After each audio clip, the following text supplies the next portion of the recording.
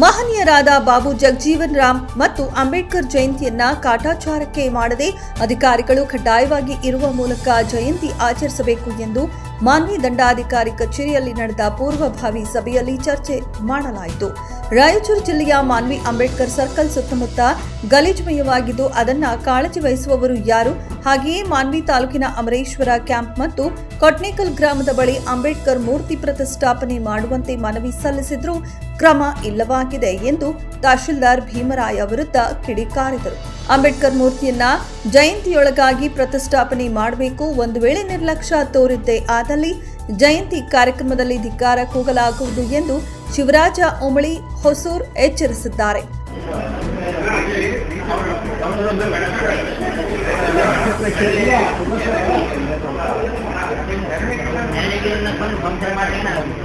ಇಲ್ಲ ಅವರ ಅಭಿಪ್ರಾಯ ಮೆರವಣಿಗೆ ಮೊಟಕುಗೊಳಿಸಬೇಕಂತಂದ್ರೆ ಅದು ಅಷ್ಟು ಒಳ್ಳೆಯದಲ್ಲ.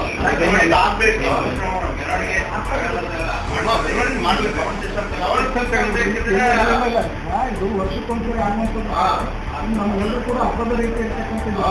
ಯಾರು ಕೂಡ ನಾವಾಗಲಿ ನಮ್ಮ ಹುಡುಗರಿಗಾಗಲಿ ಕನ್ಯಾಕುಮಾರಿ ಅವರವರ ಖುಷಿಯನ್ನು ವ್ಯಕ್ತಪಡಿಸ್ತಾರೆ. ಆದರೆ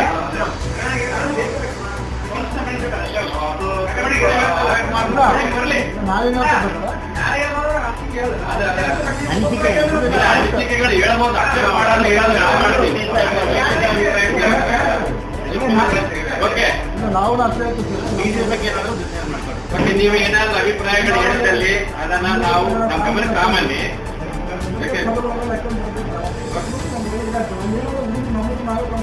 ಮೆರವಣಿಗೆನೇ ಶೋಭೆ ಸರ್ ಜಯಂತಿ ಜಯಂತಿ ಅನುಕೂಲ. ನಮ್ಮ ರಾಷ್ಟ್ರ ನಾಯಕರು ಎಲ್ಲ ಸಮಾಜದ ರಾಷ್ಟ್ರ ನಾಯಕರುಗಳನ್ನು ಆ ರೋಡಿನ ಅಧಿಕಾರಿಗಳು ಬೇಗ ಬಿಟ್ಟು ಕಿತ್ಬಿಡಾಕಿದ್ದಾರೆ.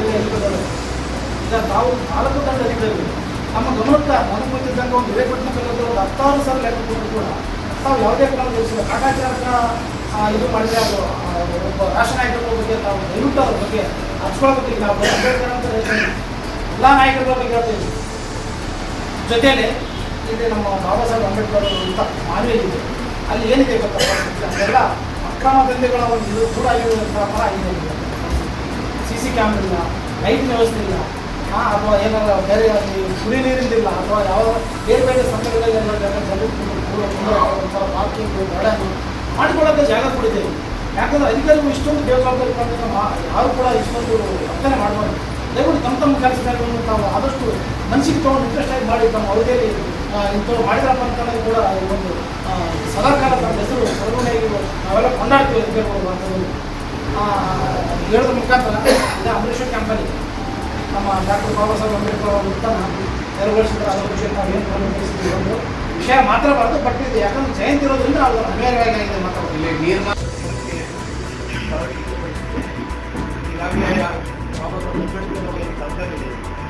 ಸರ್ಕಲ್ ಮುಂದೆ ನಮಗೆ ಅಲ್ಲಿ ಮಾಡ್ತಕ್ಕಂಥ ಅಂಗಡಿಗಳು ದಯಮಾಡಿ ತಾವು ನಮ್ಮ ನಿಂತು ಅಲ್ಲಿ ಯಾವುದೇ ರೀತಿಯಾಗಿ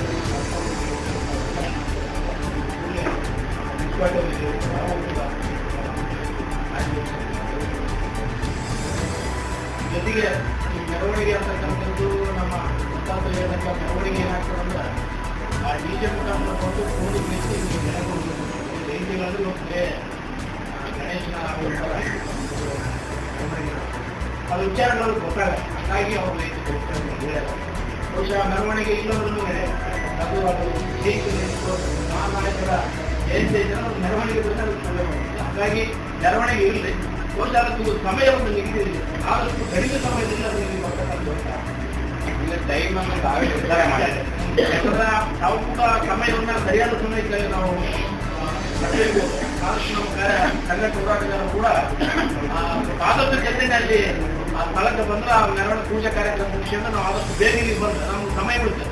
ಯಾಕಂದ್ರೆ ಬಿಸಿಲಿಲ್ಲ ಇರ್ತಾರೆ, ಮೆರವಣಿಗೆ ಮಾಡ್ಕೊಂಡು ಸುಸ್ತಾಗ್ತಾರೆ, ಎಲ್ಲ ಕೆಲವೊಂದು ಹೋಗ್ಬಿಡ್ತಾರೆ. ಹಾಗಾಗಿ ಅದನ್ನು ನಾವು ಕೂಡ ಹೋರಾಟಗಾರರೆಲ್ಲ ಕೂಡಿಕೊಂಡು ಆ ಮೆರವಣಿಗೆ ಅಧಿಕಾರಿಗಳು ತಾಲೂಕು ಪಂಚಾಯತ್ ಮಾನ್ಯವರಿಗೆ ಸಭೆಯಲ್ಲಿ ತಿಳಿಸಲಾಯಿತು.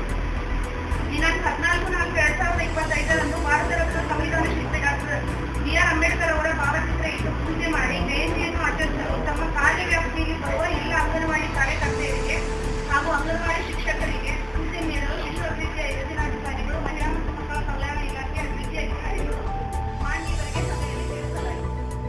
ವರದಿ ಶಫೀಕ್ ಹುಸೇನ್ ಮಾನವಿ.